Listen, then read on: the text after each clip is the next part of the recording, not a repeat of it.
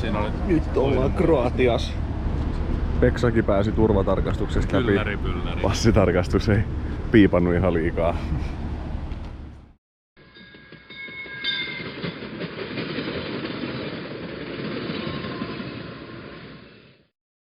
Puolitoista tuntia matkaa Dubrovnikiin ja haetaan sakuvat.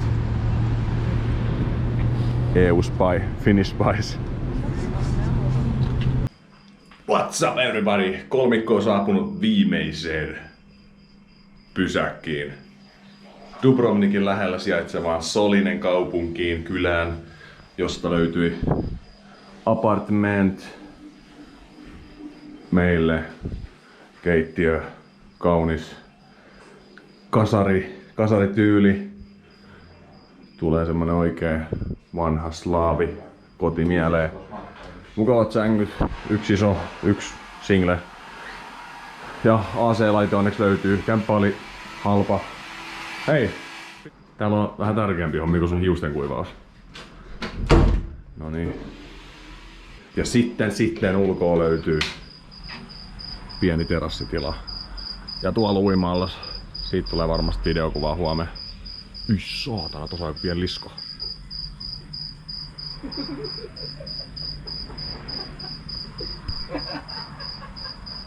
Joku nauraa. Jos ei mitään hauskaa. Joka tapauksessa nyt aukesi pitkän 6 tunnin matkustelun jälkeen Kotorista Dubrovnikiin. Saatiin vihdoinkin Tomislav auki ja Starod Ramen. Let's go.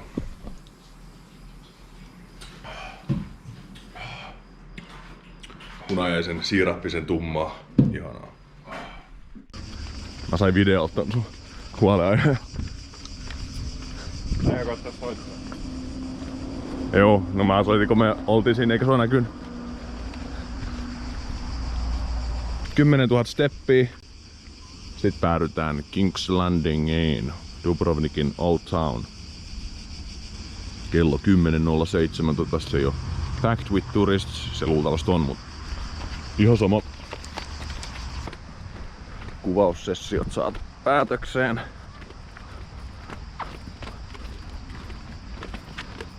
Aika jyrkkää tää laskeutuminen.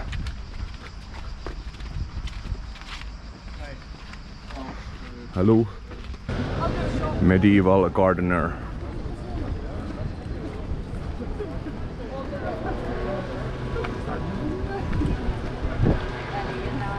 Joo, mistä me sitten tiedetään, niin mikä on sitä settiä?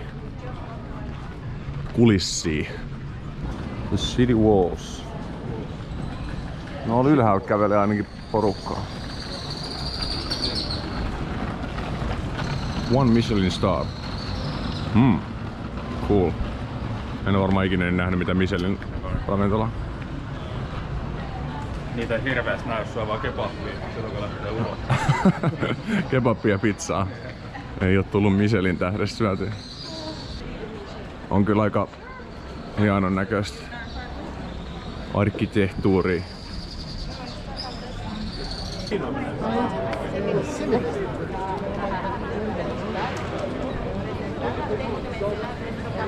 Candy Store. Vähän erilainen display kuin Suomessa.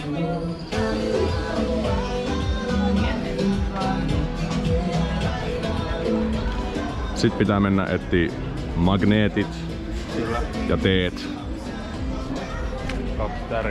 2 tärkeintä. Tuliaiset. Löytyi helli, löytyi tuliaiset, löytyi paikallista Croatian Lavender Tea ja äidille totta kai magneetti. Jatketaan King's Landingia eteenpäin. Eli 35 € maksais, et pääsis kävelemään muurin päällä. No. Joo. Mitä maksaa, et pääsee hikoilemaan? Samaa hintaa pääs laivareissulla Montenegrossa. Jep. No, ei se mitään, ei se mitään.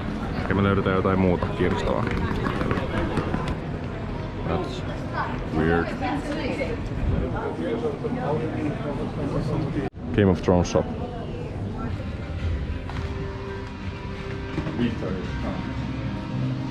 I will take what is mine with fire and blood. Hold on. Iron Throne. Se on Iron Throne. Se on joku pääjakkara. Juu.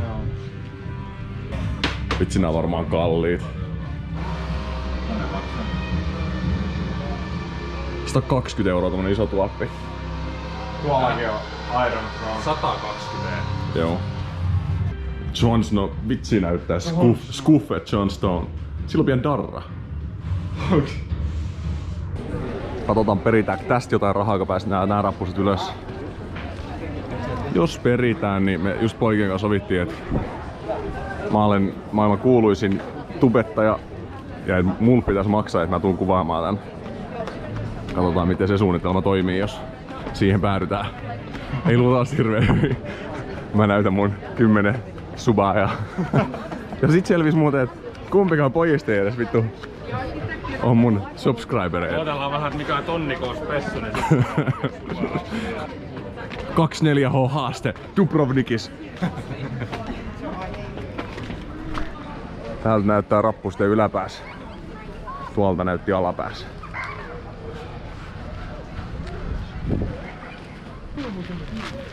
Väistä.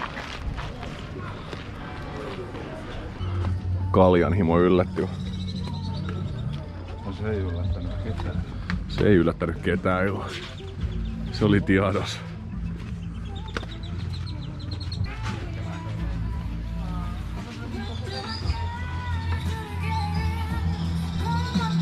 Beautiful view. Tässä on tosiaan Airbnb:n uima-allas. Näköjään ei oo ihan privaatti, mut close enough. No allas itsehän se on privaatti, koska siellä ei oo ketään vähän sameen näköistä vettä. Veikkaisin, että varmaan aika lämpöistä. Aurinkotuoleen riittämiä, kivat panoraamanäkymät. Eiköhän tässä yhden päivän jakso makoilla. Kuisti! Lando.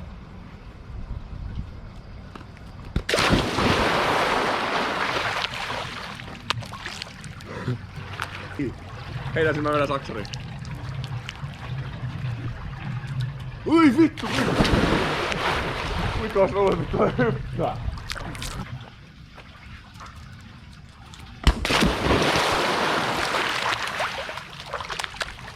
se meni ton katoon. Mihin?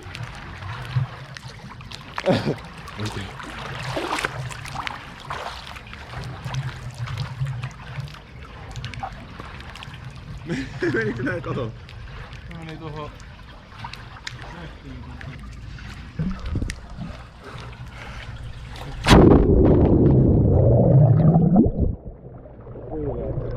Ihana.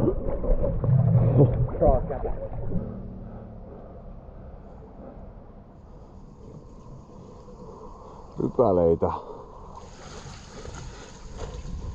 En tohdi maistaa, mut aika nice.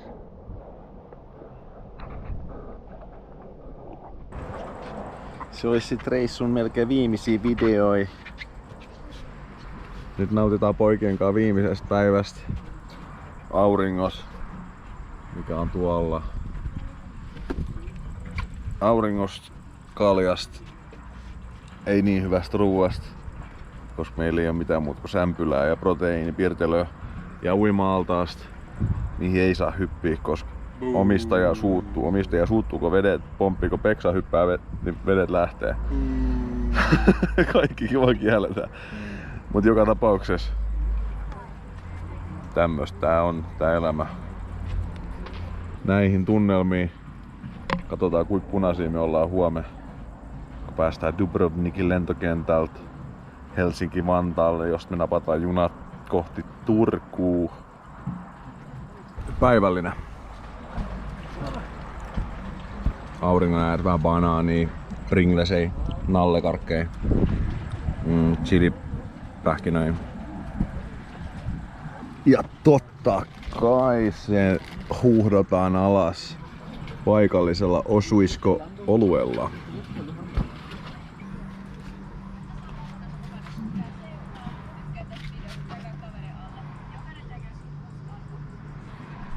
Landqvist. No. Reissun 3 parasta asiaa. Aurinko, ranta ja halpa kale. Paras muisto reissulta. Boat trip. Ei vittu. Boat trip. Ei enää ikin kuulemma veneretkellä. En mä osaa sanoa yksittäistä. Ei oo mitään yksittäistä. Bacon. Reissun 3 parasta asiaa. Hintataso aurinkoseura. Siinä on aika kaunista. Mikä on jäänyt parhaiten mieleen reissu? Veneretki. Veneretki ja raikuuro. Se on aika helppo, kun se on päällimmäisen kuitenkin. Sitten mä kysyin itseltäni samat 3. Mä en yhtään odottanut, että mä yritin sanoa. Mulla on helpoin niin sanoa se paras muisto. Se on varmaan se, kun me oltiin siellä sähköpyörien kanssa ja pysähdyttiin siinä, mikä paljon Kastritsa 10 kilsa pyöräilyn jälkeen ja se public pool. Se oli jotenkin siistiä. Niin, muistan, kun me puhuttiin siinä just sitä, että oli kyllä niin semmonen fiilis, että nyt ollaan lomalla. Top 3 seura, onnistuneet majoitukset ja se on siis varmaan, että hintataso, kun just laskettiin, että mitä reissu kokonaiskustannuksia, niin meikällä oli 1500, Vilkulta 1200, 2300. Sulla on varmaan about sama kuin mulla. Kyllä. Mä vaihtaisin sen milloin vaan tähän. Niinku hintalaatuisuuden. Mun täytyy kollektiivisesti ja kameran lisät yksi tai noin top-muisto. Ehdottomasti törmäilyautos. Vittu meillä oli hauskaa siellä ja sit se ampuminen. Mitä vittua? Ai niin, se oli kyllä hyvä. Missä se oli? Flores, Albaniassa? Flores.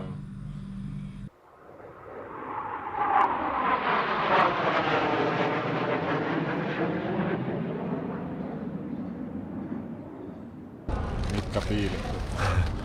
Me ollaan saavuttu nyt Suomeen. Pasilaan.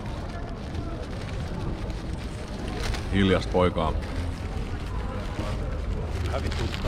Vituttaa kalliit supit kädessä. Piti laittaa eka kertaa pitkähihainen päällä. Ei tullut siis ihan turhaa messiä.